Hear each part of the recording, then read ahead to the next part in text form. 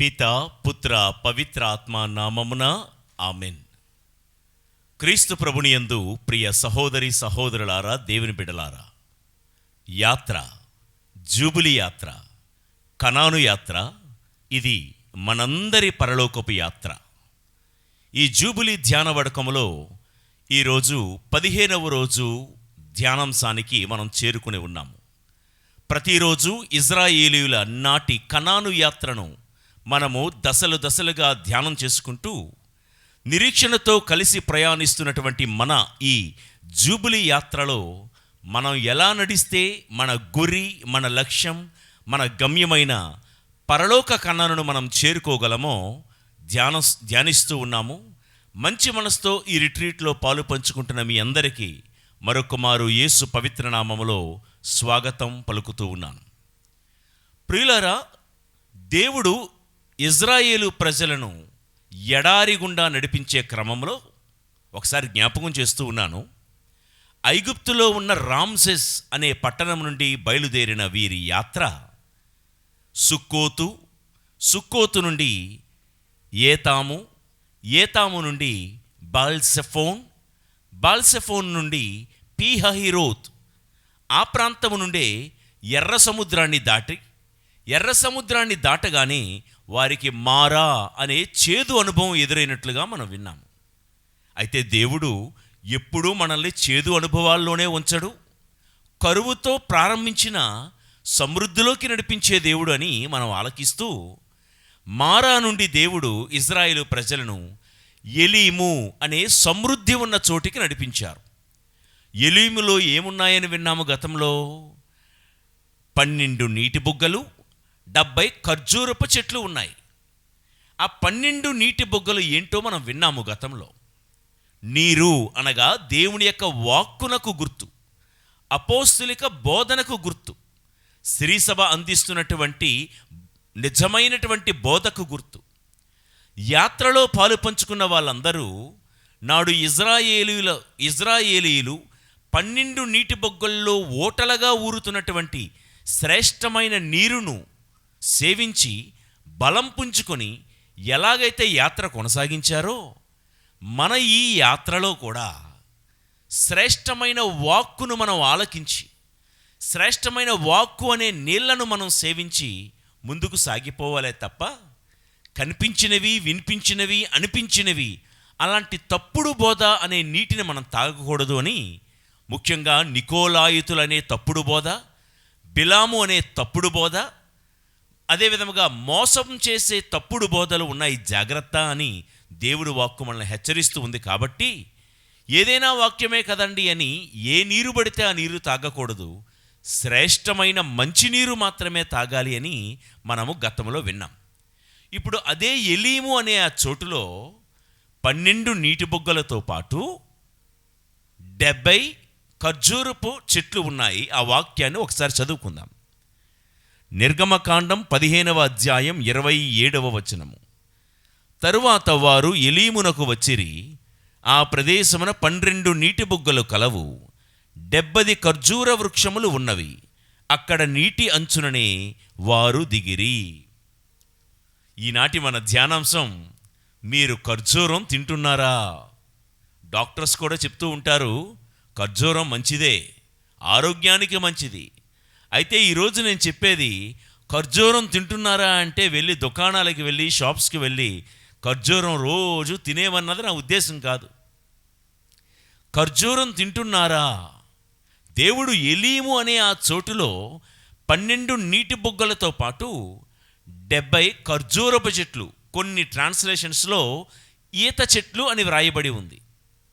ఈ ఖర్జూరపు చెట్లు నుండి దేవుడు మనకు నేర్పించే పాఠాలు ఏంటి? ముందుగా మనం ధ్యానం చేసుకుందాం.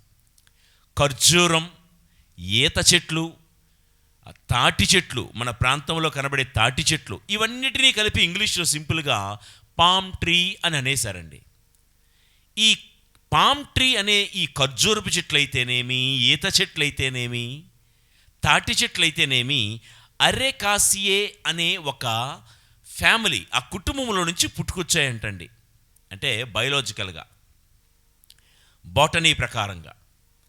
అయితే ప్రియులారా, ఈ 70 అనే ఖర్జూరపు చెట్లు, 70 అనేది క్రైస్తవ సంఘానికి గుర్తుగా ఉంది. ఎలా అంటారా? గతంలో చెప్పాను, మీకు జ్ఞాపకం చేస్తున్నాను. పాత నిబంధన గ్రంథములో 40 లక్షల ప్రజలను నడిపిస్తున్న మోషేకు తన మామ అయిన యిత్రో ఒక సలహా ఇచ్చాడు. ఎంతమందికి నీ ఒక్కడవే చిన్న చితక తగాదాలైతే తీర్పు తీర్చలేవు, అందుకే ఒక 100 మంది చెప్పున 1000 మంది చెప్పున ఒక నాయకుణ్ణి, ఒక పెద్దను నియమించు అని చెప్పగానే యిత్రో సలహా పాటించినటువంటి మోషే ప్రజలకు 70 మంది పెద్దలను నియమించాడు.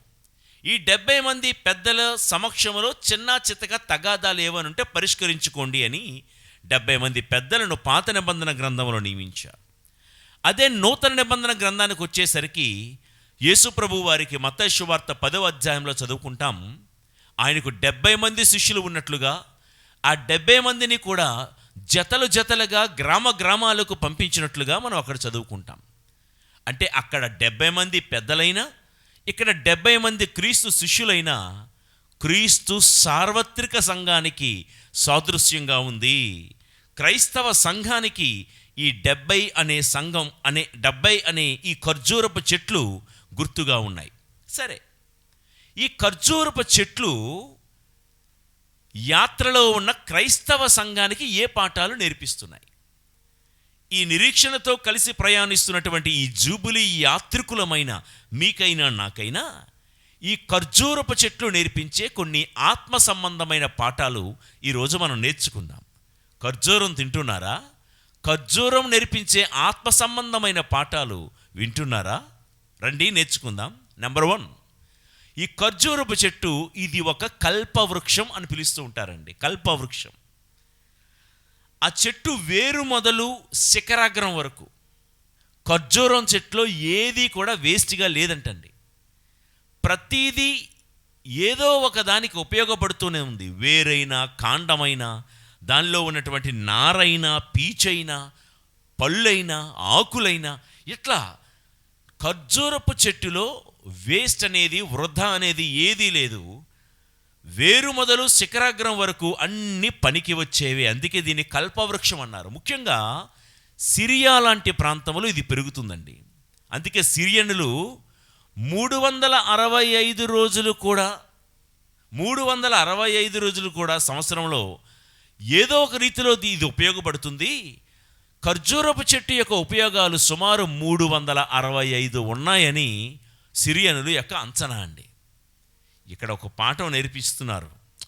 ఖర్జూరపు చెట్టు నుండి వచ్చే ఒక్కొక్క గుత్తి అంటే గెల 15 నుండి 20 కేజీల బరువు ఉంటుందండి. ఏమండి, మన దగ్గర మనం చూసే ఖర్జూరపు చెట్ల గురించి నేను మాట్లాడట్లేదు. అక్కడ సిరియన్లో లేకపోతే ఈ ఎడారి ప్రాంతంలో పెరిగే ఒక్కొక్క ఖర్జూరపు గుత్తి గెల 15 నుండి 20 కేజీలు ఉంటున్నట్లుగా సిరియనుల యొక్క అంచనా.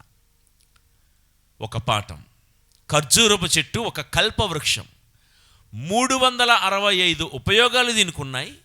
సంవత్సరం పొడుగునా వేరు మొదలు చెట్టు శిఖరాగ్రం వరకు ప్రతి భాగం ఉపయోగపడేదే. క్రైస్తవ జీవితంలోనూ 365 రోజులు మనము దేవునికి, ఇరుగు పొరుగు వారికి ఉపయోగపడే వాళ్ళముగా ఉండాలి. ఏ ఒక్క రోజు, ఏ ఒక్క క్షణము కూడా మన జీవితంలో నుండి వృధాగా పోకూడదు. గతములో ఎంతో సమయాన్ని వృధా చేసుంటాం, ఎన్నో దీవెనలు వృధా చేసుంటాం, దేవుడిచ్చిన ఎన్నో అవకాశాలను వృధా చేసుంటాము. జూబిలీ యాత్ర, ఈ నిరీక్షణతో కలిసి ప్రయాణించే ఈ శ్రీసభ యాత్ర సజావుగా సాగిపోవాలి అంటే, గురిని, లక్ష్యాన్ని, గమ్యాన్ని మనం చేరుకోవాలి అంటే దినములో ఏ ఒక్కరోజు మనము సమయాన్ని వేస్ట్ చేసే వాళ్ళముగా మారకూడదు. ప్రియులకు దేవుని బిడ్డలారా, దేవుడు మనకు ఎవరిని వేస్ట్గా సృష్టించలేదు. వాక్యం వింటున్న మిమ్మల్ని కానీ నన్ను కానీ దేవుడు వృధాగా సృష్టించలేదు. ఆయనకు ఒక బంగారు ప్రణాళికతోనే మనల్ని సృష్టించారు. కాబట్టి దేవుడు మనకు ఏదో ఒక టాలెంట్ ఇచ్చుంటారు. ప్రతి ఒక్కరిలో ఏదో ఒక ప్రతిభా పాఠం, ఏదో ఒక నైపుణ్యం ఉండే ఉంటుంది. దాన్ని మనం వెలికి తీసి ఒక ఖర్జూరపు చెట్టు సంవత్సరం పొడుగున అందరికీ ఉపయోగపడేలాగున మనము సృష్టించిన దేవుడికి, మన ఇరుగు పొరుగు వారికి, కుటుంబ సభ్యులకు, మన జీవపు సంఘమైనటువంటి శ్రీ సభకు, దేవుడి సంఘానికి మనమందరము ఉపయోగపడాలి. ఇది ఒక కల్పవృక్షం. ప్రతి క్రైస్తవుడు ఇతరులకు సహాయపడుతూ ఈ కల్పవృక్షంగా జీవించాలి అన్నది తొలిపాఠం. ఇక రెండో విషయం, ఖర్జూరపు చెట్టు పరలోక సంబంధికి గుర్తుగా ఉందండి. పరలోక సంబంధికి గుర్తుగా. సాధారణంగా మనం చూస్తూ ఉన్న ఏ చెట్టు అయినా దాని ఎత్తు, దాని వెడల్పు సమానంగా పెరుగుకుంటూ వస్తాయి. ఎంత ఎత్తు అయితే అంత వెడల్పు పెరుగుతూ ఉంది. అంటే ఎత్తు వెడల్పు ప్రపోర్షనేట్గా పెరుగుతూ ఉంటుంది. కానీ ఈ ఖర్జూరపు చెట్టు అవనివ్వండి, ఈత చెట్టు అవనివ్వండి, తాటి చెట్టు అవనివ్వండి, ఈ అరేకాసియే అనే ఫ్యామిలీకి చెందిన ఎనీ పామ్ ట్రీ, ఈ చెట్టు పైకి ఎదుగుతుంది. భూమిని ఆక్రమించేది తక్కువ, ఆకాశాన్ని ఆశించేది ఎక్కువ. అండర్లైన్. ఈ చెట్టు భూమిని ఆక్రమించేది తక్కువ, ఆకాశాన్ని లేదా పరలోకాన్ని ఆశించేది ఎక్కువ. ఇదే మాటలు పునీత పౌలు గారు కొలస్సీయులకు వ్రాసినటువంటి లేఖ 3వ అధ్యాయము 1 నుండి 2 వచనాలు మనందరికీ సుపరిచితమే. చదువుతున్నాను, వినండి. మీరు క్రీస్తుతో పాటు సజీవులుగా లేవనెత్తబడితిరి కనుక పరలోకమందలి వస్తువుల కొరకు కాంక్షించుడు. అచడ దేవుని కుడిప్రక్కన క్రీస్తు తన సింహాసనము పైన అధిష్ఠించి ఉండును. మీరు మీ మనస్సులను ఇచ్చట భూమిపై గల వస్తువుల మీద గాక అచ్చట పరలోకమునందు గల వస్తువులపై లగ్నము చేయుడు. ప్రియులకు దేవుని బిడ్డలారా, క్రైస్తవ విశ్వాసులు ఈ లోకయాత్రలో లోక సంబంధులుగా కాకుండా పరలోక కాంక్షతో బ్రతకాలి, పరలోక ధ్యాసతో బ్రతకాలి, పరలోకపు ఆలోచనలతోనే బ్రతకాలి. మిగతా చెట్లన్నీ ఈ భూమంతా నాదే అన్నట్లుగా భూమిని ఆక్రమిస్తూ, ఎదిగేది ఇంతే అయినా భూమిని ఆక్రమించే వైశాల్యం మాత్రం ఎక్కువ మిగతా చెట్లకి. ఖర్జూరపు చెట్టు మాత్రం ఎదిగేది ఆకాశమంత ఎత్తైనా అది భూమి మీద ఆక్రమించేది మాత్రం చాలా తక్కువ చోటు. ప్రియులకు దేవుని బిడ్డలారా, ఈరోజు మన కాంక్ష, మన ఆకాంక్ష, మన కోరిక, మన ఆశ ఏమై ఉంది? భూ సంబంధమైన విషయాలతోనే మనం సరిపెట్టుకుంటున్నామా? పర సంబంధమైన కాంక్షతో, ఆలోచనలతో మనం బతుకుతున్నామా? ఒకవేళ దేవుడు గనక దిడీలున దిగివచ్చి, నరుడా ఏమి నీ కోరిక అంటే ఏం కోరుకుంటావు? ప్రియులారా, ఒక భక్తుడు చెప్పగా నేను విన్నాను, నా కోరిక దేవా, ఇప్పుడు ఉన్నట్టుండి ఈ భూలోకంలో గనక నేను కన్ను మూస్తే మరలా తిరిగి నా కన్ను పరలోకములో నిన్ను చూచుటకు మాత్రమే తెరవాలయ్యా. ఇదొక్కటే నా ఆశ. ఇదండి పరలోకపు కాంక్షతో ఎదగడం అంటే. ఇదండి పరలోక సంబంధిగా ఎదగడం అంటే. ప్రియులారా, పునీత పౌలు గారు ఈత చెట్టులాగా, ఖర్జూరపు చెట్టులాగా పరలోక కాంక్షతో ఎదిగాడు. అడుగడుగున పరలోకపు ఆలోచనలతోనే బ్రతికాడు. అందుకే ఏమంటారంటే ఆయన, ఈ లోకములో ఉన్న సమస్తమును నేను చెత్తగా భావించుచున్నాను. ఎందుకంటే నా చూపు, నా దృష్టి, నా ధ్యాస అంతా పరలోకం వైపే ఉంది కదా. బ్రతుకుట నాకేమో క్రీస్తే, ఇక బ్రతికేది నేను కాదు, క్రీస్తే నా యందు బ్రతుకుతూ ఉన్నారు. నేను ధరించేది కేవలము ఈ లోకము నాకు ఇచ్చే వస్త్రాలు కాదు, క్రీస్తును నేను ధరించి ఉన్నాను. ఇలాంటి మాటలు ప్రియులకు దేవుని బిడ్డలారా, పౌలు గారి జీవితంలో ఎప్పుడు పరలోక కాంక్షతోనే బ్రతికినట్టు. అబ్రహాము గారు చూడండి, అతడు శ్రీమంతుడే. గతంలో మనం విన్నాం, తన ఇంటిలోనే సుమారు పుట్టిన సేవకులు 318 మంది అయితే, పుట్టిన సేవకులే 318 అయితే, ఇంచుమించుగా 1000కి పైగానే ఇంచుమించు 2000 మంది సేవకులు ఉన్న ఆగర్భ శ్రీమంతుడు అబ్రహాము. కానీ అబ్రహాము గారు ఎప్పుడు పెద్ద పెద్ద బహుళ అంతస్తుల్లో బ్రతికినట్లుగా బైబిల్లో మనం చదవం. ఆయన ఎక్కడ బ్రతుకుతున్నా గుడారాల క్రింద బ్రతికాడు, చెట్టు కిందే కాపురం ఉన్నాడు. కానీ దేవుడికి మాత్రం పెద్ద బలిపీఠాలు నిర్మించాడు. ప్రియులకు దేవుని బిడ్డలారా, మనం అడుగుదాం, అబ్రహాం గారా, మీకు దేవుడు ఇంత ఇచ్చాడు కదా, మీకు ఇంత ఉంది కదా, మరి ఎందుకండి మీరు గుడారాల్లోనూ చెట్టు కింద బ్రతుకుతున్నారు? మీ దగ్గర డబ్బులు లేవా? మీరు కావాలంటే పెద్ద పెద్ద విల్లాస్లో బ్రతకచ్చు కదా, పెద్ద పెద్ద భవనాల్లో బ్రతకచ్చు కదా. అంటే ఆయన అంటాడు, ఈ భూమి మీద నేను కేవలం ఒక యాత్రికుడినేనయ్యా. ఈ భూలోకములో విస్తరించాలని నేను కోరుకోవటం లేదు, పరలోకంలో నా మనసంతా పరలోకం వైపే అని అంటాడండి అబ్రహాము గారు. కాబట్టి పౌలు గారైనా అబ్రహాము గారైనా మనకు నేర్పించే పాఠాలు ఇవన్నీ. భూమి మీద మనం అందరము యాత్రికులమే, ఖర్జూరములాగా. భూమిలో మనకు కనిపించినవన్నీ నాకే కావాలి, మనము చూసినవన్నీ నాకే కావాలి, అనిపించినవన్నీ దోచుకోవాలి, సంపాదించుకోవాలనే ధ్యాస కాస్త తగ్గించి మన ఈ యాత్రలో పరలోక కాంక్షతో ఈ ఖర్జూరపు చెట్టులాగా ముందుకు సాగిపోదాం. మోషే గారు తను సిప్పోరాను పెళ్లి చేసుకున్నాడు. ఎవరు? ఇత్రో కూతురు సిప్పోరా. ఈ మోషే సిప్పోరా కాపురం చేయగా వారికి కలిగిన మొదటి సంతానానికి మోషే ఏం పేరు పెట్టాడో తెలుసా? గెర్షోము అని పేరు పెట్టాడు. గెర్షోము అనగా పరదేశీ అని అర్థం. చూసారా మోషే యొక్క ఆలోచన చూడండి. ఈ లోకంలో నేను కేవలం ఒక పరదేశినే, నా శాశ్వతమైన గృహం పరలోకంలో ఉంది అన్నట్లుగా బ్రతికాడు. ప్రియులారా, మన జీవితంలో అన్ని విషయాల్లో మనం ఎదుగుతున్నాం. చదువుల్లో ఎదుగుతున్నాం, రైట్. వ్యాపార విషయాల్లో ఎదుగుతున్నాం. మన యొక్క ఉద్యోగ విషయాల్లో ప్రమోషన్ల మీద ప్రమోషన్ ఎదుగుతున్నాం, గుడ్. జీతాల విషయంలో, సంపాదించే విషయంలో ఎదుగుతున్నాం. మన స్టేటస్సు, అంతస్తు, హోదా విషయంలో, మన పదవుల విషయంలో, అధికారాల విషయంలో రోజు రోజుకు ఎదిగిపోతున్నాం, మంచిదే. కానీ ఒక్క ప్రశ్న వేసుకుందాం, మీరు నేను. ఇన్ని విషయాల్లో ఎదుగుతున్నాం. ఒకప్పుడు పాకల్లో ఉన్న మేము ఇప్పుడు కోటల్లో పెరుగుతూ ఉన్నాం. కానీ పరిశుద్ధతలో పెరిగానా? విశ్వాసంలో పెరిగానా? యేసులాగా అందరినీ ప్రేమించే విషయంలో పెరిగానా? నా శత్రువులను సైతము క్షమించే విషయంలో పెరిగానా? మించి దేవుడి యొక్క వాక్యంలో నేను ఎదిగానా లేదా అని ఒక్కసారి ప్రశ్నించుకుందాం ప్రియులకు దేవుని బిడ్డలారా. లోకంలో ఉన్న మిగతా చెట్లలాగా ఈ ఖర్జూరపు చెట్టు ఎదగలేనట్లే, లోకములో ఉన్న మిగతా మనుషుల్లాగా క్రైస్తవులమైన మనం ఈ యాత్రలో ఎదగకూడదు. వాళ్ళు అలా మాట్లాడుతున్నారని నువ్వు అలాగే మాట్లాడకూడదు. వాళ్ళు అలా బతుకుతున్నారని మనం అలాగే బ్రతకూడదు. ప్రియులారా, మర్రి చెట్టు చూడండి. ఈ మర్రి చెట్టుకి భూ సంబంధమైన విషయాల్లో విస్తరిస్తూనే ఉంటుంది. దాని ఓడలన్నీ కూడా అలా రోజు రోజుకి భూమిని విస్తరించుకుంటూ పోతుంది మర్రి చెట్టు. నేను అంటుంది ఏంటంటే,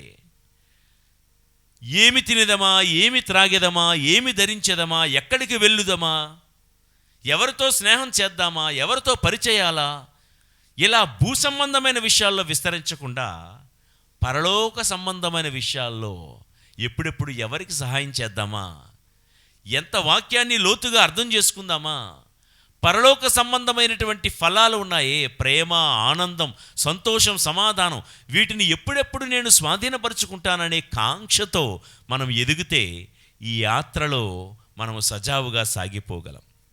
ఇక ఈ ఖర్జూరపు చెట్టు మనకు నేర్పించే మూడవ పాఠం, ఈ యాత్రలో సంఘటిత శక్తిగా మనం ఎదగాలి. సంఘటిత శక్తికి గుర్తండి ఈ చెట్టు. మిగతా చెట్లలో లాగా ప్రతి చెట్టుకి తల్లివేరు పిల్లవేరు ఉంటున్నాయండి. తల్లివేరు పిల్లవేరు ఉంటుంది. మిగతా చెట్లు కేవలము తల్లివేరు మీద మాత్రమే ఆధారపడి ఉంటాయి. చెట్టు ఎంత పెద్దదైనా తల్లి వేరును ఒక్కసారి అలా కోసేస్తే చెట్టు అంతా పడిపోద్ది. మిగతా చెట్లకి తల్లివేరు ఉంటుంది, అంటే తల్లివేరు మీద మాత్రమే చెట్టు అంతా ఆధారపడి ఉంటుంది. మరి మిగతా పిల్లవేర్లు ఏం చేస్తున్నాయి? పేరుకే పిల్లవేర్లు అంటారే, స్లీపింగ్ పార్ట్నర్స్ అన్నమాట. పిల్లవేర్లు ఏమి చెయ్యవు, ఆ తల్లే వచ్చి వాళ్ళకి అంతా పెట్టాలి. తల్లి వేరు మీదే ఆధారపడుతుంది చెట్టు అయినా మిగతా వేరైనా పిల్లవేర్లైనా. కానీ ఈత చెట్టు, ఈ ఖర్జూరపు చెట్టు స్పెషాలిటీ, ఈ పామ్ ట్రీ ఒకసారి మీరు చూస్తే దాని రూట్స్ అన్నీ తల్లి వేరు పిల్ల వేరు అన్నీ కలిసిపోయి ఒక సెట్ లాగా ఉంటుందండి. తల్లి వేరేదో పిల్ల వేరేదో మనకు తెలియదండి. అంటే ఇక్కడ నేర్పించే పాఠం ఏంటంటే, ఖర్జూరపు చెట్టులో లేదా ఈత చెట్టులో కేవలము తల్లి వేరు మీద మాత్రమే ఆధారపడకుండా తల్లి వేరు పిల్ల వేరు కలిసి భూమిలోకి చొచ్చుకొని పోయి నీటిని శోషించి గ్రహించి ఎడారిలో ఎండ గాల్పులు వడగాల్పులను ఎండ వేడిమిని కలిసికట్టుగా ఎదుర్కొంటాయి. ఐక్యతకు, సమిష్టి కృషికి, సంఘటిత శక్తికి గుర్తు. ప్రియులారా, యాత్రలో ఈ ఖర్జూరపు చెట్టు నేర్పించే మూడో పాఠం ఏంటంటే, మన యాత్రలో భారమంతా ఏదో ఒకరి మీదే మోపేయకూడదండి. చెయ్యి కలిపి బాధ్యతలు అందరము పంచుకుంటూ సాగిపోవాలి. పనిపాటులు అందరము కలిసి చేసుకుంటూ పంచుకుంటూ సాగిపోవాలి. ఐక్యంగా సాగిపోవాలి. ప్రియులకు దేవుని బిడ్డలారా, ఈ ఎడారిలో పెరిగే ఈ ఖర్జూరపు చెట్టు ఎడారిలో ఎంతటి వడగాల్పులనైనా వేడిగాలులనైనా తట్టుకొని, ఎడారి ఆ ఇసుక తుఫానులను తట్టుకొని నిలబడగలుగుతుందంటే కారణం ఈ వేరులన్నీ లోతుగా వెళ్ళి నీటిని శోషిస్తూ స్థిరంగా బలంగా నిలబడుతుంది. అంటే ఈ ఖర్జూరపు చెట్టు తన బాహ్య పరిస్థితులు బట్టి కాక తన ఆంతరంగిక స్థితిని బట్టే నిలబడగలుగుతుంది. పాఠం నేర్చుకుందాం.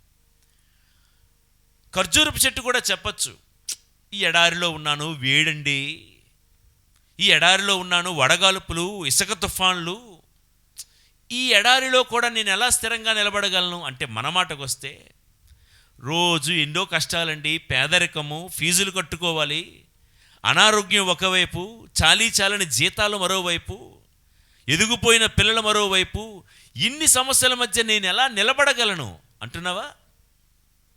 సమస్యలన్నీ ఒకవైపు ఉండి నా మీద గాలిగా వచ్చి నన్ను పడగొట్టేస్తున్నాను, నేను ఎలా బతకాలి? బిడ్డ, కుటుంబంలో ఉన్న ఆ భర్త, భార్య, పిల్లలు ఇలా కష్టాలనే వడగాల్పులు వేడుగాలులు వచ్చినప్పుడే కలిసి ఉంటే కలదు సుఖం. ముప్పేట పేనిన తాడును ఎవరు తెంపలేరండి. కాబట్టి సామెతల గ్రంథంలో చక్కటి మాటను చదువుకుందాం. సామెతల గ్రంథం 12వ అధ్యాయం 3వ వచనము. దౌష్ట్యము వలన ఎవరికిని భద్రత కలుగదు, ధర్మము వలన నరుడు వ్రేళ్ళు పాతుకున్న చెట్టు వలె నిలుచును. మరో మాట, అదే సామెతల గ్రంథం 12:12. దుష్టులు దుష్కార్యములనే చేయగోరుదురు, సజ్జనులు వ్రేళ్ళు పాతుకున్న చెట్టు వలె నిలుతురు. వింటున్నారా ప్రియులకు దేవుని బిడ్డలారా? ఖర్జూరపు చెట్టుకి బాహ్య పరిస్థితులు అనుకూలంగా లేవు. ఎడారి, ఇసుక తుఫాను, ఎడారి నుండి వచ్చే వేడుగాల్పులు అన్నీ ఒకవైపు నుండి కొడుతూ పడేయాలని ప్రయత్నిస్తున్న బాహ్య పరిస్థితులు అలా ఉన్నాయి. చాలని అందని నీటి వసతి. కానీ తన అంతర్గత స్థితి ఏంటో తెలుసా? తల్లివేరు పిల్లవేరు రెండు కలిసి సమిష్టిగా ఐక్యంగా కలిసే పనిచేస్తాయి, కలిసే నిలబడతాయి. అందుకే అలాంటి ఎడారిలో కూడా ఖర్జూరపు చెట్టు దృఢంగా స్థిరంగా నిఠారుగా నిలబడుతూ ఉంది. ప్రియులారా, ఏ కుటుంబము ఎదగాలన్నా, ఏ ప్యారిష్, ఏ సంఘం ఎదగాలి అన్నా అందరూ కలిసి సమిష్టిగా పనిచేయాలి. తల్లివేరు పిల్లవేరు కలిసి సమిష్టిగా నిలబడినట్లే సంఘంలో గురువులు విశ్వాసులు కలిసి పనిచేయాలి. కుటుంబంలో తల్లిదండ్రులు పిల్లలు కలిసి సమిష్టిగా కృషి చేయాలి. సాధారణంగా చాలా దేశాలు, అంటే మన దేశం కంటే చాలా దేశాలు ఎందుకు అంత సంపన్నంగా ఉంటున్నాయి అని ఒక ప్రశ్న వేసుకుంటే, ఇతర దేశాల్లో కూర్చోబెట్టి పోషించడం తక్కువండి. ఆ బిడ్డకు 17-18 సంవత్సరాలు వచ్చేసరికి, అంటే ప్రీ యూనివర్సిటీ ఆర్ యూనివర్సిటీ అనే స్టేజ్కి వెళ్ళేసరికి బిడ్డ తన కాళ్ళ మీద తాను ఆధారపడి తన పాకెట్ మనీ ఏదో తాను సంపాదించుకోవాలి. వాడు ఎక్కడ పనిచేసినా డిగ్నిటీ ఆఫ్ లేబర్, హోటల్లో పనిచేసినా, టీ షాప్స్లో పనిచేసినా, బార్బర్ షాప్లో పనిచేసినా ప్రతి ఒక్కరూ ఏదో ఒక పని చేస్తూ చదువుకోవాలండి పై దేశాల్లో. అందుకనే వాళ్ళంతా కూడా సంపన్నంగా కనబడతారు. మన దేశానికి వస్తే వాళ్ళకంటే చాలా విషయాల్లో మనం రిచ్. వనరుల విషయంలో దేవుడు ఈ దేశాన్ని చాలా గొప్పగా ఆశీర్వదించాడండి, ఎన్నో వనరులతో. ఇంత గొప్ప దేశం, ఇంకా ఎదుగుతున్న దేశం అని మా చిన్నప్పుడు చదువుకున్నాం. ఎప్పటికీ కూడా ఇట్స్ ఎ డెవలపింగ్ కంట్రీ, ఎదుగుతున్న దేశమే. ఎందుకంటారంటే, క్షమించండి ఈ మాట అంటున్నందుకు, కొందరికి తాడి చెట్టంత ఎత్తు ఎదిగినా ఆ తాటి చెట్టు స్వభావం మనం నేర్చుకుంటున్నామే, అది మాత్రం లేదు. అంటే కలిసి తల్లి వేరు పిల్ల వేరు కలిసి శ్రమించే ఆ యొక్క తాటి చెట్టులో ఉన్న స్వభావం లేదు.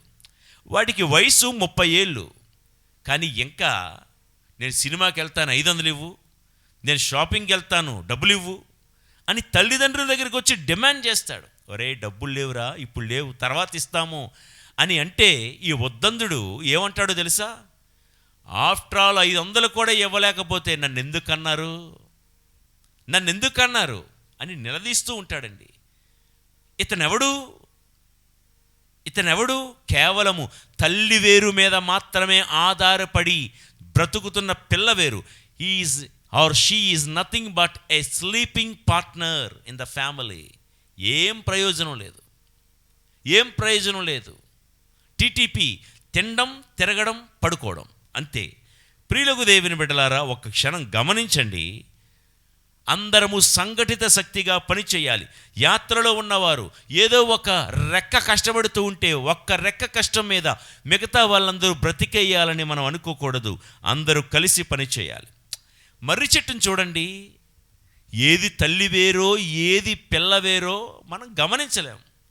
ఎందుకంటే తల్లి వేరు ఎలాగైతే బలంగా దృఢంగా ఎదుగుతుందో ఓడలు చాస్తూ, పిల్లవేరులు కూడా అదేవిధంగా ఓడలు చాస్తూ పెరుగుతుంది. అందుకనే అంత పెద్ద చెట్టుగా మహావృక్షంగా మారింది. మన ఇల్లు కూడా అంత మర్రి చెట్టు లాంటి మహావృక్షంగా మారాలంటే ఇంట్లో తండ్రి ఎంత కష్టపడుతున్నాడో ఆ ఇంట్లో కూతురు కూడా అంతే కష్టపడాలి. ఇంట్లో తల్లి ఎంత శ్రమిస్తూ ఉందో ఆ ఇంట్లో చిన్న కొడుకు కూడా అంతే శ్రమించాలి. ఇది నా భావన. చిన్నోడే కదా పడుకొనివ్వండి, చిన్నదే కదా కాసేపు ఆడుకొనివ్వండి. ప్రియులారా, ఈ ఆట పాట ఓకే, కానీ చిన్నప్పటి నుంచే తల్లి వేరుతో సహా పిల్లవేర్లు కూడా శ్రమించడం నేర్చుకుంటే మర్రి చెట్టంతా పెద్దగా మన కుటుంబం కానీ ఎదిగే అవకాశం ఉంది. సంఘాల్లో కూడా చూడండి, గురువు ఒక్కడే కష్టపడితే సంఘం ఎదగదు. గురువుతో పాటు ఏదో ఒకరిద్దరు మంచి మనసున్న వాళ్ళు వచ్చి కష్టపడితే సంఘం ఎదగదండి. చాలా చోట్ల పండగలు లేకపోతే భక్తి కార్యక్రమాలు జరిగే చోట ఆ గురువుకి సహాయపడేది ఒకరిద్దరు మాత్రమే. మిగతా వాళ్ళందరూ వచ్చి చక్కగా ఇస్త్రీ చేసిన బట్టలతో అలా వచ్చి ఫోటోలు దిగి పోతూ ఉంటారు. ఆ కుటుంబంలో సభ్యుడివే కదా నువ్వు, ఆ సంఘంలో సభ్యురాలివి కదా నీవు. కేవలము ఏదో బయట వాళ్ళలాగా నీవు కూడా సరిగ్గా ఆ పండగ పూజకు మాత్రమే వచ్చి పూజ చూసి అలా ఉంటే బాగుండు, ఇలా ఉంటే బాగుండని ఇంజనీరింగ్ ప్లాన్స్ ఇచ్చి వెళ్ళిపోవడం ఎంతవరకు సబబంటారు? కుటుంబం అన్నాక తల్లి వేరు పిల్ల వేరు కలిసి పనిచేస్తేనే కుటుంబం ఎదుగుతుంది. సంఘం అన్నాక, ప్యారిష్ అన్నాక ఆ గురువుతో పాటు ఆ యొక్క సంఘంలో ఉన్న విశ్వాసులందరూ ఏదో ఒక పని, ఏదో రీతిలో పని చేస్తున్నాయి. చాలామంది ఫీలింగ్స్ ఏంటంటేనండి, మేము చందా ఇచ్చాం కదా, వాళ్ళు ఖర్చు పెడతారులే, మా పని మేము చేసాం అనుకుంటారు. నిజమే, ధన సహాయం, ఆర్థిక సహాయం లేకపోతే పనులు జరగవు. మనం చేయాల్సింది చేసాం, ధన సహాయం. కానీ ఆ తల్లి వేరుకి ఏదో రీతిలో సహాయపడచ్చు కదా. నీవుంటున్న రంగంలో మీరు ఒక పోలీస్ స్టేషన్లో పనిచేసే వాళ్ళైతే ఆ పండక్కి వెళ్ళి పోలీస్ పర్మిషన్ నేను తీసుకొస్తాను ఫాదర్ అని మీరు వెళ్ళి తీసుకురండి. మీరు ఒక ఎలక్ట్రికల్ డిపార్ట్మెంట్లో పనిచేసే వాళ్ళైతే, ఫాదర్ నా ద్వారా పండక్కి ఏమైనా జరుగుతుందా, ఏమైనా చేయమంటారా, ఎలక్ట్రికల్కి సంబంధించిన పని ఏదైనా ఉందా? పోనీ నువ్వు ఒక తాపీ మేస్త్రివే అయితే, ఫాదర్ పండగ వస్తుంది కదా, ఏమైనా ప్యాచ్ వర్క్స్ ఉంటే ఒక 2-3 రోజులు నా వంతుగా శ్రమదానం చేయాలని ఉంది ఫాదర్, చేయండి. మీరు ఒక కార్పెంటర్ అయితే అక్కడ కూర్చునే బెంచెస్కి ఒకవేళ ఏవైనా రిపేర్ వర్క్స్ ఉన్నాయేమో ఫాదర్ గారిని అడిగి, ఫాదర్ గారండి నా వల్ల ఏమైనా జరిగేది ఉందా? ఇలా తల్లి వేరు పిల్ల వేరు కలిసి పనిచేస్తే ఏ సంఘమైనా ఎదుగుతూ ఉంది. ప్రియులకు దేవుని బిడ్డలారా, చూడండి, బైబిల్ గ్రంథంలో అమ్రాము యొకేబెదు అని ఇద్దరు దంపతులు ఉన్నారండి, తల్లిదండ్రులు. వారికి దేవుడు 3 బిడ్డలనిచ్చాడు. మొదటి బిడ్డగా మిరియాము, రెండో బిడ్డగా అహరోను, చిన్నవాడిగా మోషే.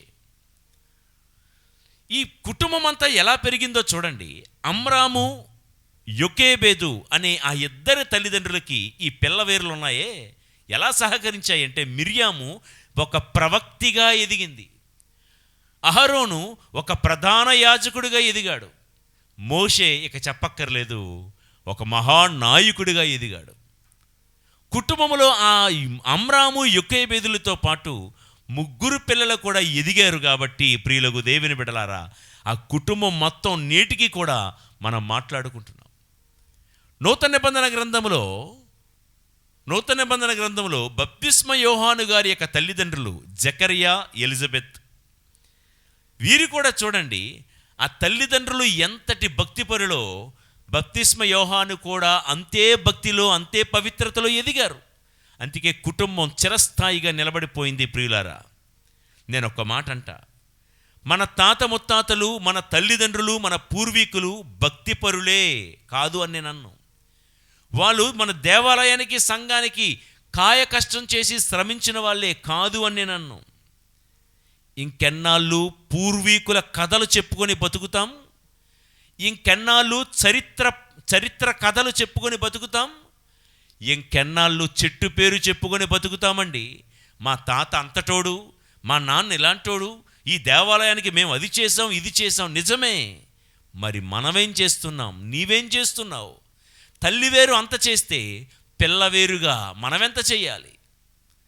ఇతడు పలానా వారి మనవడండి, అయితే అంత గొప్ప మహానుభావుడు మనవడవు కదా. దివ్యబలి పూజ అవుతున్నప్పుడు మీ తాతగారు పూజాబలికి ముందే వచ్చి తలుపులు కిటికీలు తెరిచి జపాలు చెప్తూ ఉండేవాడేమో దేవాలయంలో.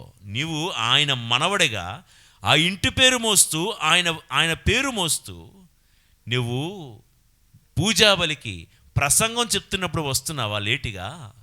ఆయన మనవడిగా దేవాలయం బయట గట్టు మీద కూర్చొని కాలక్షేపం చేస్తున్నావా కబుర్లతో? ఇంకెన్నాళ్ళు చెట్టు పేరు చెప్పుకొని బతుకుతాం? మా ఇంట్లో ఆ బిషప్పులు ఉన్నారు తెలుసా, మా ఇంట్లో ఫాదర్లు ఉన్నారు తెలుసా, మా ఇంట్లో సిస్టర్లు ఉన్నారు తెలుసా. ఎన్నాళ్ళండి చరిత్రలు చెప్పుకొని బతికేద్దాం?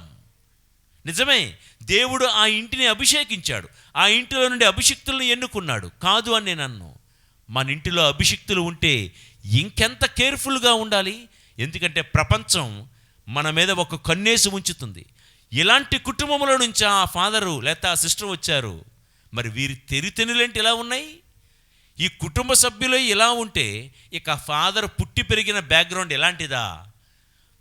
మీ కుటుంబ సభ్యులను బట్టి ఆ ఫాదర్కి చెడ్డ పేరు తీసుకురాకూడదు సుమి. ఓకే, ఆ పలానా ఫాదర్ గారు పేరు చెప్పుకొని బతుకుతున్నారు, ఓకే. లేకపోతే ఆ ఫాదర్ గారు యొక్క పేరు ఎక్కడ వాడాలో అక్కడ వాడేస్తున్నారు కొంతమంది, ఓకే. కానీ ఆ ఫాదర్కి మన జీవన విధానం ద్వారా ఏమిస్తున్నాం? ఒక్కసారి మంచి మనసుతో ఆత్మ పరిశీలన చేసుకోమని కోరుతున్నాను. ఇక ఖర్జూరపు చెట్టు నేర్పించే 4వ పాఠం అంతరంగ సౌందర్యం, ఆంతరంగికమైన సౌందర్యం. మీరు ఎప్పుడైనా ఈత చెట్టు కానీ, ఖర్జూరపు చెట్టు కానీ, లేదా తాటి చెట్టు కానీ, ఈ అరికేసియే అనేటువంటి ఫ్యామిలీకి సంబంధించిన ఈ చెట్లు చూస్తే బయటికి ఆకర్షించేటంత సొగసేమీ ఉండదండి. అందంగా ఉండదు, ఆకర్షణ ఉండదు, సొగసు ఉండదు. ఏదో ఎండిపోయినట్లుగా, దాని కాండం బెరడు చూస్తే గచ్చగచ్చగా గజిబిజిగా చెక్కినట్లుగా ఏదో అసహ్యంగా ఉంటుంది బయటికి. కానీ దాని లోపల ఉన్న ఒక మువ్వ లేదా దవ్వ లేకపోతే గుంజు అంటారు, అది ఉంటుందండి. చెప్తుంటేనే నోరు ఊరిపోతుంది నాకు. మా చిన్నప్పుడు ఈ లోపల గుంజు, ఈ దవ్వ, దాన్ని తీసుకొచ్చి పొరలుగా కోసి అమ్ముతూ ఉండేవాళ్ళండి. ఎంత తీయగా ఉంటుందో తెలుసా? ఈ రోజుల్లో ఎక్కడ కనిపించటం లేదు. నేను చెప్పే మాట ఏంటంటే, మన ఈ యాత్రలో ప్రతి క్రైస్తవుడు మన బాహ్య రూపాన్ని మాత్రమే అలంకరించుకోకుండా మన ఆంతరంగిక సౌందర్యాన్ని అలంకరించుకునే వారమై ఉండాలి. మన అంతరంగములో ఉన్న ఆత్మను అలంకరించుకున్న వాళ్ళమై ఉండాలి. మన బాహ్య స్థితి కన్నా మన అంతర్గత స్థితి మీద మనకి ఇంట్రెస్ట్ ఉండాలి ప్రియులకు దేవుని బిడ్డలారా. కాబట్టి just do not concentrate on the worldly fashions and trends. కేవలము శారీరక వాంఛలు మాత్రమే వృద్ధి చేసుకోకుండా ఆత్మకార్యాలలో శ్రద్ధ వహించాలి. ఈ సందర్భంలో పేతురు గారు రాసిన మొదటి లేఖ 3వ అధ్యాయము 3 నుండి 4 వచనాల్లో పేతురు గారు చెప్పే మాటలు విందాం. శిరోజములను అలంకరించుకొనుట, ఆభరణములను ధరించుట, దుస్తులు వేసుకొనుట అను బాహ్య సౌందర్యము కాక మీ సౌందర్యము అంతరంగికమైనదై ఉండవలేను. అది సౌమ్యమును సాధువును అగు అక్షయ ఆత్మ సౌందర్యము. అదియే దేవుని దృష్టిలో అమూల్యమైనది. విన్నారా ప్రియులకు దేవుని బిడ్డలారా? అంటే పేతురు గారు ఏం చెప్తున్నారంటే, శిరోజములు అలంకరించుకొనుట. ఇలా జుట్టు దువ్వుకోవడం తప్ప అండి? చక్కగా దువ్వుకొని బయటికి రావాలి, తప్పులేదు. కానీ ఇక్కడ నేను చెప్తున్నది ఏంటంటే, మీరు అక్కడక్కడ చూసే ఉంటారు, మీకు కొత్త ఏం కాదు. కొంతమంది ఇక్కడ ఒక రకమైన ఇక్కడొక జడ వేస్తారు, మళ్ళీ ఎక్కడొక జడ, ఎక్కడొక జడ, రకరకాల జడలు, రకరకాల అలంకరణలు.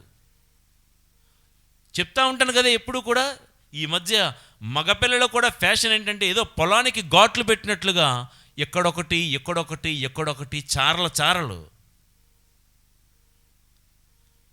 చక్కగా ఒక పాపిడి తీసుకొని జుట్టు సరిగ్గా దువ్వుకొని వెళ్ళొచ్చు బయటికి, తప్పులేదు. దేవుడిచ్చిన శరీరాన్ని ఒక మర్యాదగా సంస్కారవంతంగా అలంకరించుకుని బయటికి వెళ్ళాలి.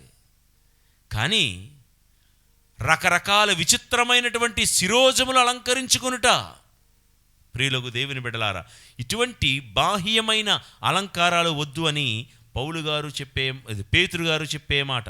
ఇప్పుడు పౌలు గారు ఏమంటున్నారో విందాం. పౌలు గారు తిమోతికి వ్రాసిన మొదటి లేఖ 2వ అధ్యాయము 9 నుండి 10 వచనాలు. స్త్రీలు తమ దుస్తుల విషయమున వివేకముతో మర్యాదస్తులుగా మెలగవలెనని, సక్రమముగా దుస్తులు ధరింపవలెనని నా వాంఛ. వారు చిత్ర విచిత్రములకు జడలను, బంగారు ఆభరణములను, ముత్యములను, మిగుల విలువైన వస్త్రములను ధరింపక, దైవభక్తి గలవారమని చెప్పుకుని స్త్రీలకు తగినట్లు సత్కార్యముల చేత తమను తాము అలంకరించుకొనవలయును. చిత్ర విచిత్రములైన జడలు, దుస్తులు, ఆభరణాలు, దీని గురించి డీటెయిల్డ్గా నేను వెళ్ళను. మీరు చూస్తున్నారు, మీరు వింటున్నారు. వినుటకు వీణులున్నవారు వినుగాక. ప్రియులారా, వాక్యం వింటున్నటువంటి అది స్త్రీలకైనా పురుషులకైనా సేమ్. మీ ఆధ్యాత్మిక తండ్రిని చెప్తున్నాను అని అనుకుంటూ శ్రద్ధగా వినండి. లేకపోతే స్త్రీలైతే మీ తోబుట్టువు, మీ అన్న చెప్తున్నాడని వినండి. బయట ప్రపంచానికి వెళ్తూ ఉన్నావు, ఏదో నా డ్రెస్సు నా ఇష్టం, నువ్వెవడనడానికి లేకపోతే మీరెవరు చూడడానికి, నువ్వెందుకు అలా చూస్తున్నావు అలా అనుకోకు. ప్రపంచంలో అందరూ మనం ఆలోచించినట్టుగా ఆలోచించరు. వయసుకు వచ్చిన చెల్లి, నా మాట విను. నువ్వు బిగుతుగా ఉన్నటువంటి వస్త్రాలతో నువ్వు బయటికి వెళ్తే, అదే వయసున్న ఒక కుర్రకారుని రెచ్చగొట్టిన దానివైపోతావు. వానిలో ఉన్నటువంటి కామోద్రేకతలు రేకెత్తించిన దానివైపోతావు. నీకు మట్టుకు నీకుగా ఆ బట్ట నచ్చింది, బట్టలు నచ్చాయి, వెళ్తున్నావు, ఓకే, అది నీ ఇష్టమే, కాదన్ను. కానీ అలా వెళ్ళడం వల్ల ఏదో ఒక వ్యక్తిని నీకు తెలియకుండానే పాపపు బురదలో గింటేసిన దానివి నీవైతే, పాపము చేసినవాడు ఎంత శిక్షార్హుడో ఆ పాపమునకు కారణమైన వారు కూడా అంతే శిక్షార్హులు. త్రాగుబోతూ త్రాగినవాడు ఎంత శిక్షార్హుడో వాణ్ణి త్రాగించినవాడు కూడా అంతే శిక్షార్హుడు. ప్రియులకు దేవుని బిడ్డలారా, కాబట్టి కొంచెం శ్రద్ధ వహిద్దాం. అది కేవలము బాహ్య అలంకారం మీద ఎక్కువ శ్రద్ధ పెట్టద్దండి. మర్యాదగా, సాంప్రదాయబద్ధంగా, సంస్కారవంతంగా ఎంతవరకు తయారై వెళ్ళాలో అంతవరకు వెళ్తే ఎవ్వరికీ ప్రాబ్లం ఉండదు. కానీ కేవలము ఆంతరంగిక సౌందర్యం గురించి పట్టించుకోకుండా ఆ రోజు ఉదయం లేచి దేవుడికి దండం పెట్టుకునేది లేదు, దేవుడి యొక్క వాక్యాన్ని చదవలేదు, కుటుంబ ప్రార్థన లేదు, నీకు నీవుగా దేవుడితో వ్యక్తిగతంగా మాట్లాడింది లేదు, ఆ రోజు దివ్యబలి పూజలోనూ పాలు పంచుకోలేదు, సంవత్సరానికి ఒక్కసారైనా సరే నీకు నీవుగా వెళ్ళి పాప సంకీర్తనం చేయటం లేదు, ఏదో మొక్కుబడిగా గుడ్ ఫ్రైడే రోజు మోకాలేసి పాప సంకీర్తనం చేసి వచ్చేస్తున్నావేమో.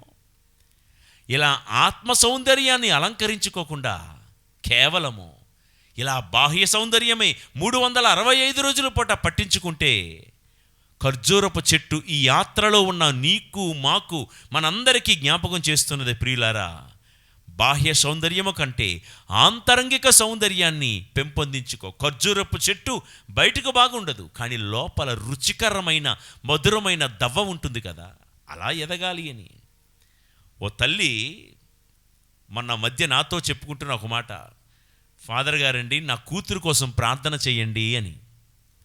ఏమైందమ్మా నీ కూతురికి అంటే ఏం లేదు ఫాదర్, నా కూతురు ఒక సాఫ్ట్వేర్ ఉద్యోగి, సంవత్సరానికి 75,000 రూపాయలు తన జీతం. బాగానే ఉంది కదమ్మా, మరి ఇంకేముంది ప్రార్థన చేయడానికి అని అడిగాను. 75,000 రూపాయలు చాలదు అన్నట్లుగా ప్రతి నెల నా నుండి 25,000 రూపాయలు తీసుకొని ఖర్చు పెట్టుకుంటుంది. ఓ 75,000 మీ నుండి 25,000 అంటే 1,00,000 రూపాయలు ఏం చేస్తుందమ్మా? దాచుకుంటుందా? ఏదైనా బ్యాంకులో రికరింగ్ డిపాజిటో లేకపోతే సేవింగ్సో లేదా ఫిక్స్డ్ డిపాజిటో ఏమైనా చేసుకుంటుందా అని అడిగా. అలా పొదుపు చేసుకుంటే ప్రార్థించమని ఎందుకు అడుగుతాను ఫాదర్ అండి? మరి ఏమైందమ్మా అని అడిగితే తల్లి చెప్తుంది, తన జీతం మొత్తం ప్లస్ నేనిచ్చే 25,000, 1,00,000 రూపాయలు మీరు నమ్ముతారో లేదో తన మేకప్ కోసం, తన డ్రెస్ కొనుక్కోవడం కోసం, ఏది గోల్డ్ కూడా కాదు, 1 గ్రామ్ గోల్డ్ అంటే జస్ట్ ఫ్యాషనబుల్గా కనబడే జస్ట్ సమ్ ఆర్నమెంట్స్, కొన్ని ఆభరణాలు కొనుక్కోవడం కోసం, ఇంకా అది ఇది అని ఏం చెప్పలేనండి. ఏమో ఆ తల్లి కొన్ని చెప్పింది, నాకు ఇప్పుడు గుర్తులేవు. ఈ ఫ్లిప్కార్ట్లోను, అమెజాన్లోను,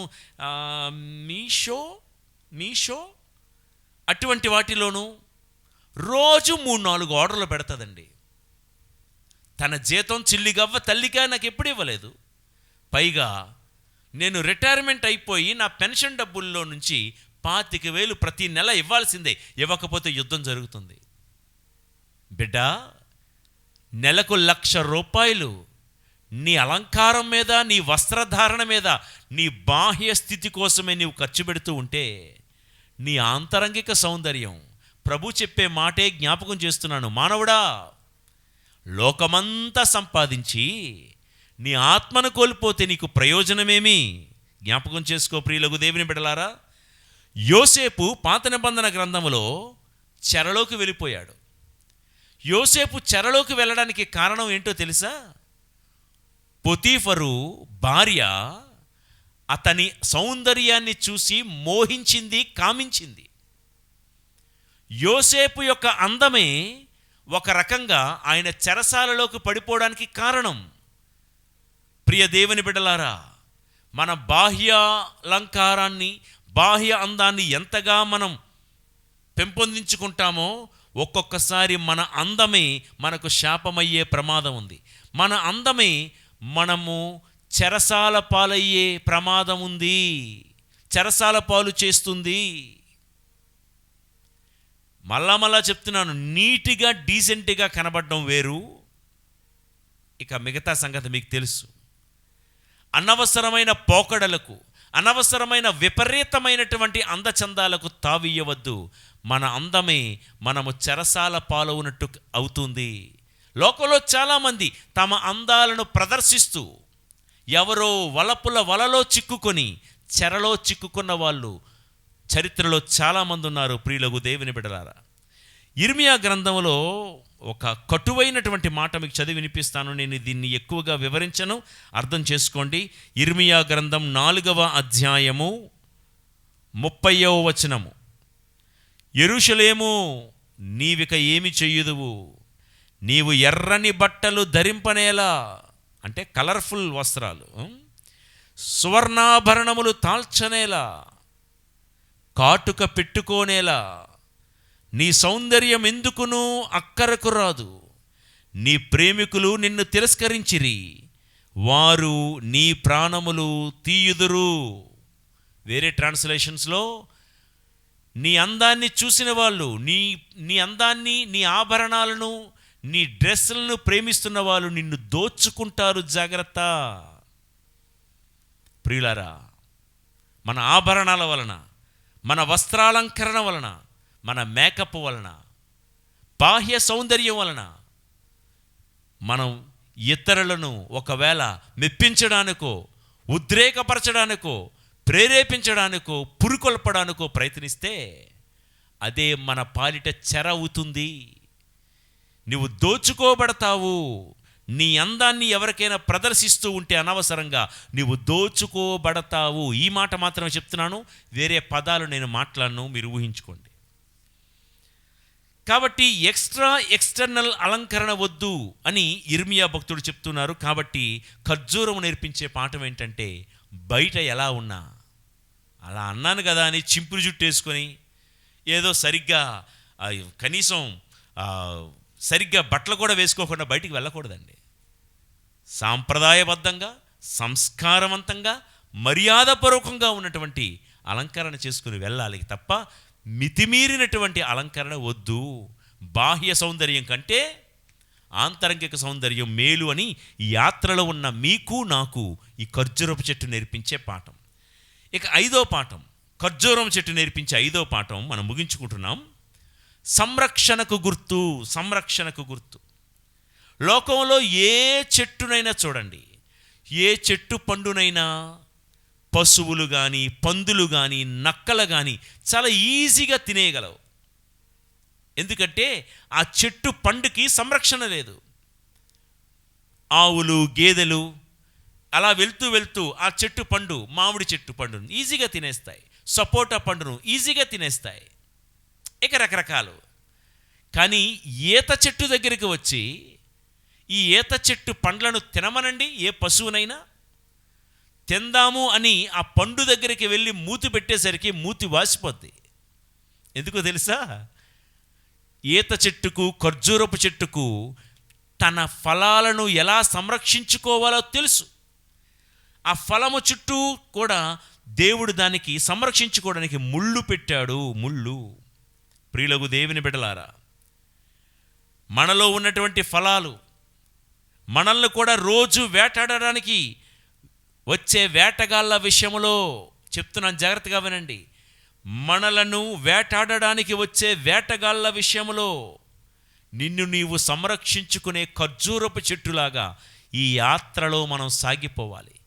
you should know how to protect yourself in the journey of life.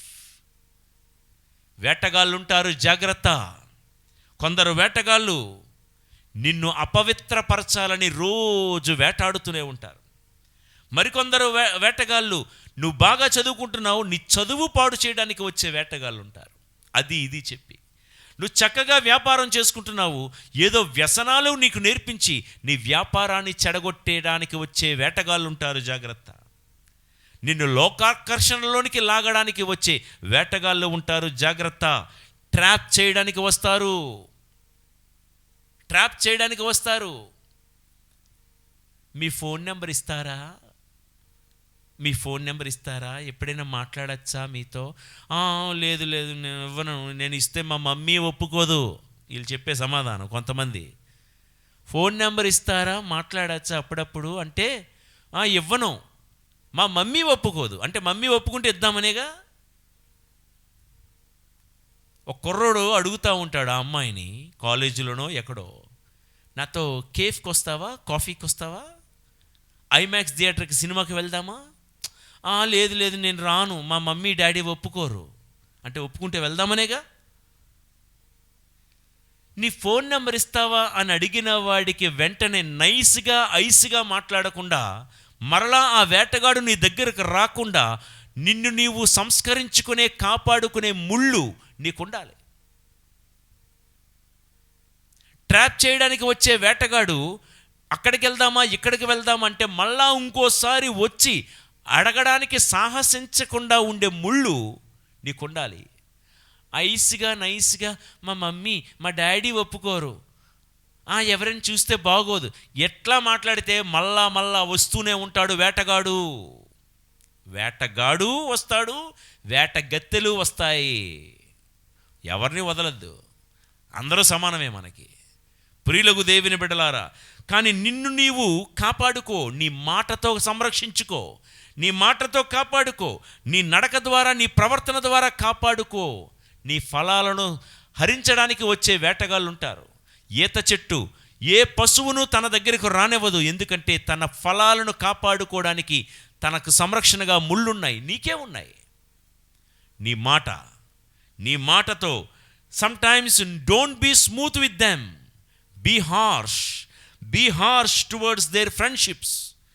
అనవసరమైనటువంటి స్నేహాలు పరిచయాలు, ఎవరైనా అనవసరంగా నిన్ను ఆకర్షించడానికి వస్తూ ఉంటే బీ హార్ష్ లైక్ థార్న్. ఖర్జూరపు చెట్లకు ఈత చెట్లకు ముళ్ళు స్మూత్గా గుచ్చాయంటే వాచిపోద్ది. ప్రియులకు దేవుని బిడలారా, పరపురుషుడైనా పరస్త్రీ అయినా మన దగ్గరికి వచ్చి మనల్ని వేటాడుతూ మనము ఎంతో కష్టపడి సంపాదించుకున్న మన క్యారెక్టర్ అనే ఫలాన్ని తినేయడానికి వస్తాయి. మన ప్రవర్తనను, మన నడకను, మన నడవడికను చెడగొట్టడానికి ఎంతోమంది వేటగాళ్ళు తిరుగుతున్నారు. సుమా, జాగ్రత్త. నీకున్న ముళ్ళేంటో తెలుసా? దేవుడిచ్చే పరిశుద్ధాత్మ శక్తి. నీలో ఉన్న పవిత్రతను కాపాడుకోవడానికి దేవుడు పరిశుద్ధాత్మ హోలీ స్పిరిట్ని ఇచ్చారు. ఆ హోలీ స్పిరిట్ ఏం చేస్తుందో తెలుసా?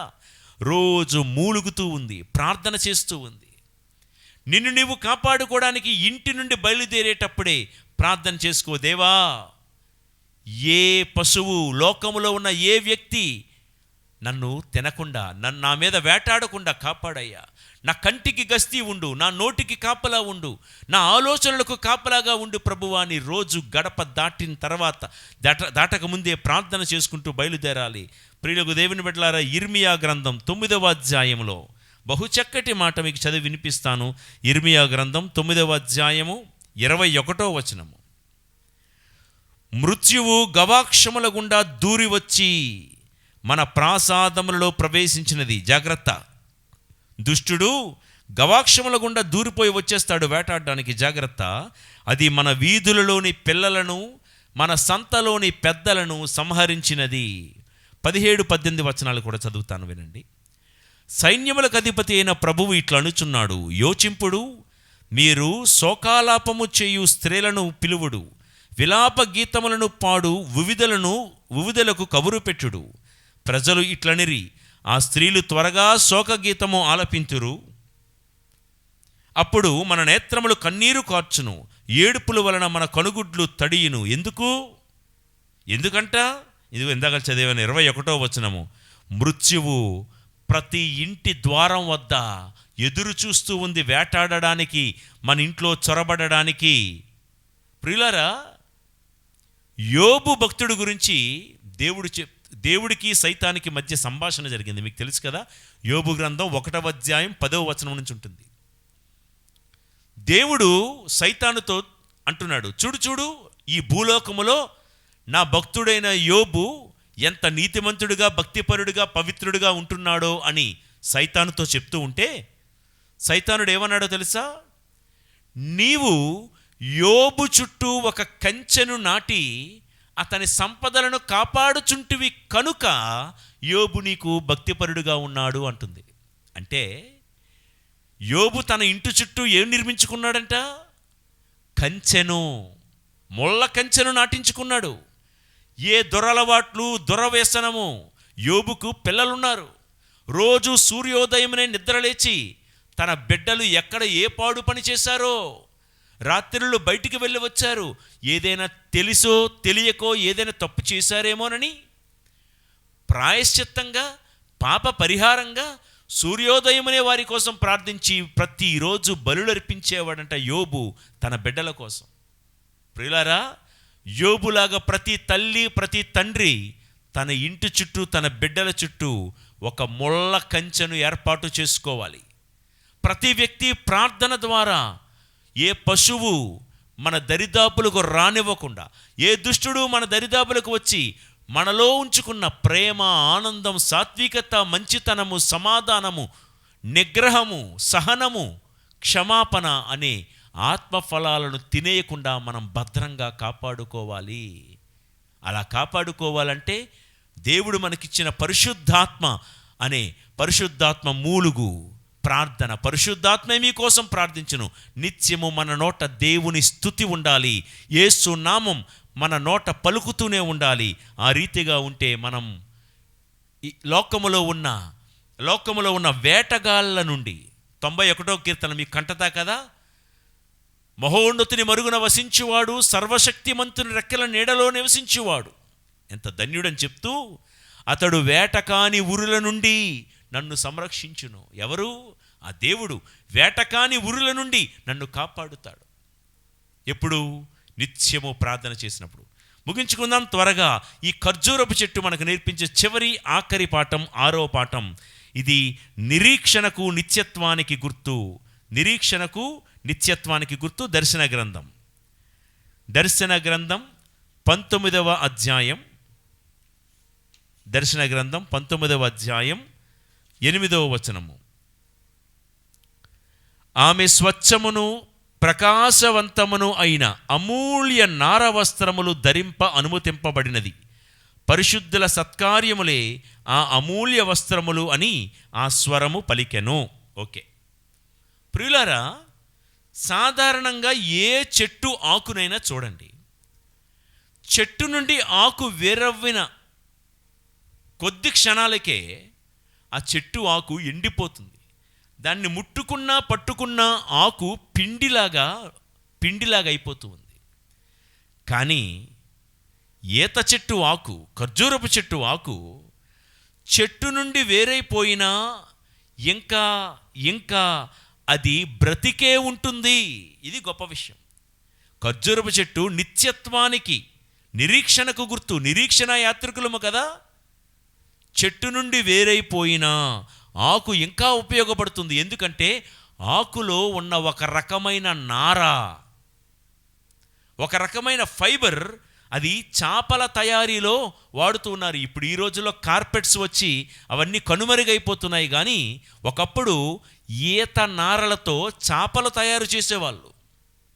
అంటే ఆ ఆకులో కానీ ఆ స్టెమ్లో కానీ ఏముంటుందంటే ఒక రకమైన నార ఉంటుంది. నార చెట్టు నుండి వేరైన చేపల తయారీలో, మ్యాట్స్ తయారీలో ఇంకా ఆ ఈత ఆకు కానీ దాని యొక్క బెరడు కానీ ఇంకా సజీవంగానే ఉంటుంది.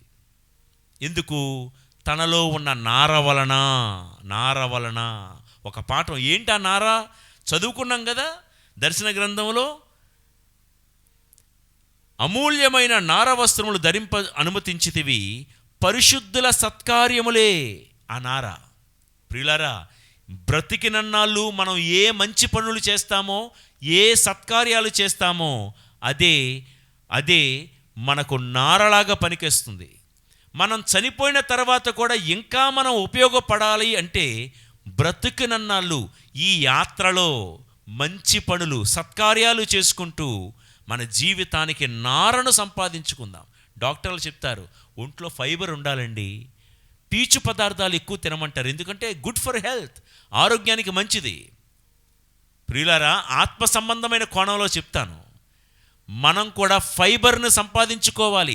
ఎందుకంటే మరణం తర్వాత కూడా మనలో ఉన్న ఈ నార, అంటే మనం చేసే ఈ సత్కార్యాలు, ఈ లోకం నుండి పరలోకానికి ప్రయాణిస్తున్న ఈ మార్గ మధ్యములో అందరికీ మంచి చేసుకుంటూ వెళ్తే మరణం తర్వాత కూడా మనం నీతి సూర్యులుగా వెలుగుతాము అని దర్శన గ్రంథంలో రాయబడి ఉంది. ప్రియులారా, కీర్తన 92:12 వచనము,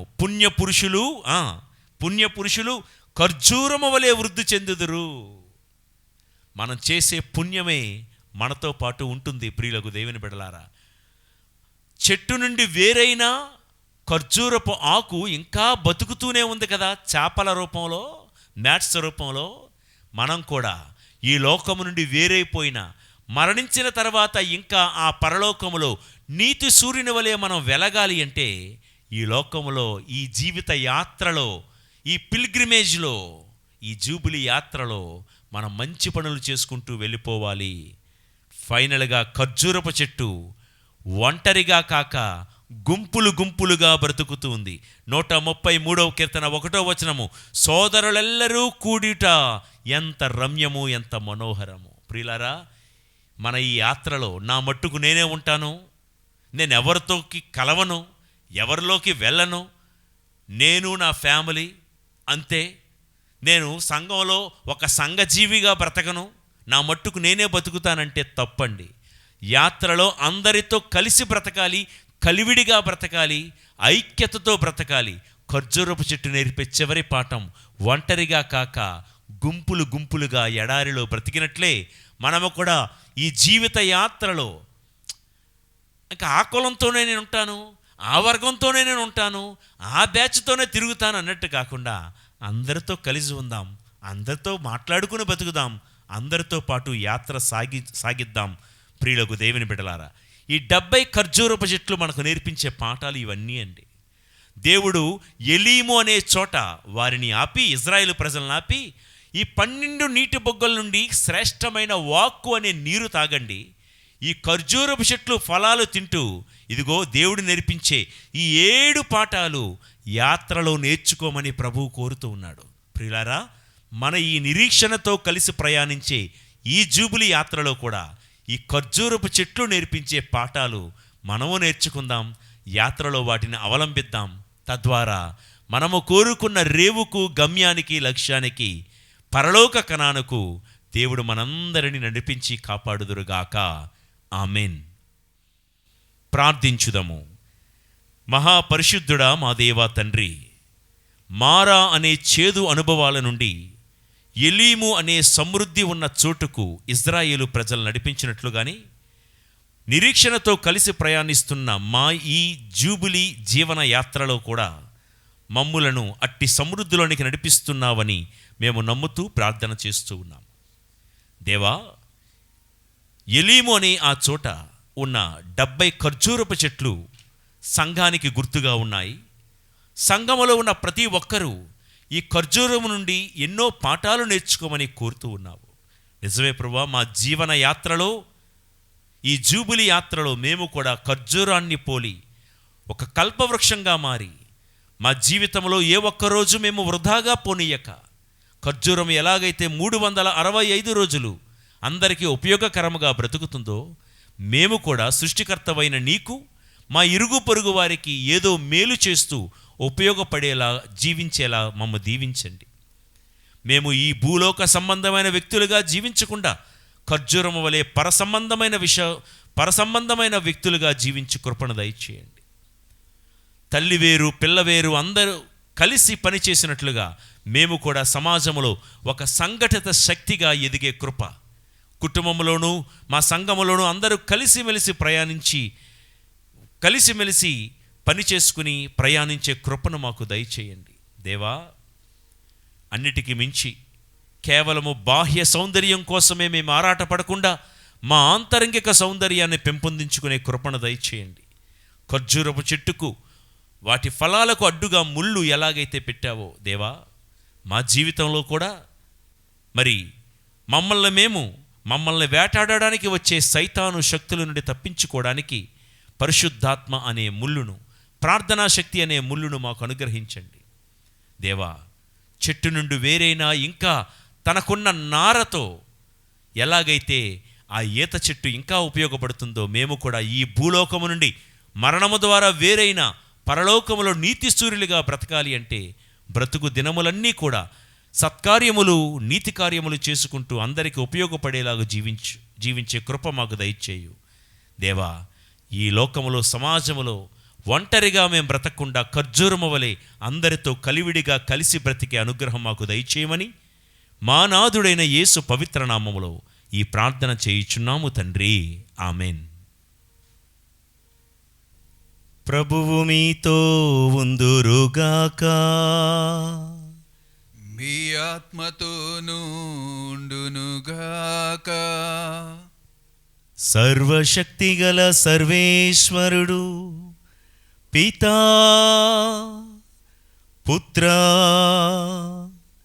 పవిత్రాత్మదేవుని దీవెనలు సర్వదా మీకు తోడై ఉండి మీ యాత్రలో నిత్యము మిమ్ము నడిపించి సర్వదా కాపాడుదురుగాక.